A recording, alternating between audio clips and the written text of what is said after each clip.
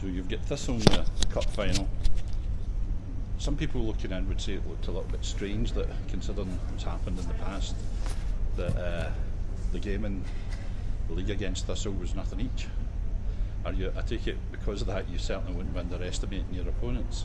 No, absolutely not. We respect every opponent we always come up against. As I've always said, it's so cliche to say we always take one game at a time, but as soon as you start disrespecting opponents, that's when you can get shot behind. So for us, we want to just focus on that game, give the opponents obviously the respect they deserve because they've made it to a cup final for the first time in their history, I'm sure.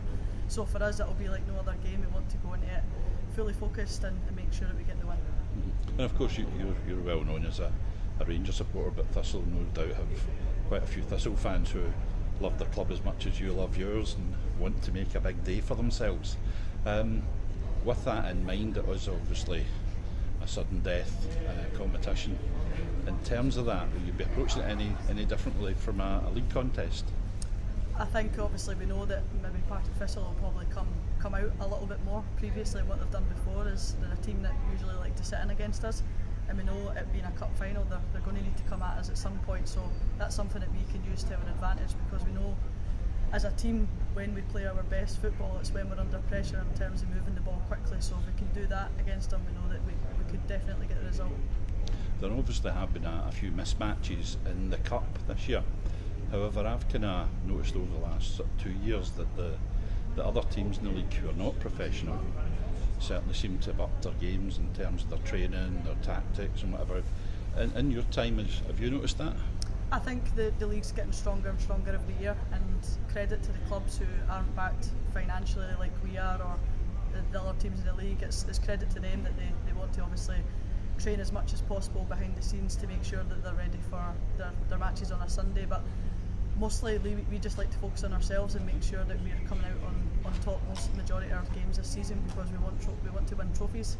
But like I said, it's fantastic for the women's game, and certainly from the time that I've been playing for many years, don't want to give away my age, but the league is improving every year, and it's only going to get better, and I think that's what's going to grow the women's game. As the more competitive it becomes, the more interested people are going to be in terms of wanting to watch it. Obviously the other year there you had a taste of European football, and that's obviously what the women in the team want to get back to. So that kind of mix of the league, where in particular up against Glasgow City and Celtic, you get this final, you're looking at the top of the league gets tight and what that means to the club, one for winning trophy and then also for European competition. You've been through this a few times. Do you find that you've got to intervene with some of the players just to keep them calm, keep them focused? In the words of Philip Clement, take it one game at a time? Yeah, that's exactly it. As one game at a time. Is obviously what we want to be playing Champions League football. That's something that we want to be doing here. It's the same with the men as well, and we want to be playing these huge competitions, which they are, and they're phenomenally playing as a player. These are the types of competitions that you want to play in individually and as a team, and then when you represent Rangers Football Club as well, this is what we want to be playing in. So for us it's like no other. We want to take one game at a time. We know that we should be, or we think that we should be, in terms of playing Champions League football, but that's not a given, right? And you need to fight for those kind of competitions. So for us it's just remaining on the focus is to try and win as games as possible and make sure we're there for the next time it comes around. And what would winning a medal at Rangers mean to you? Lifting that trophy, being the captain as well this Sunday, what would it mean to you?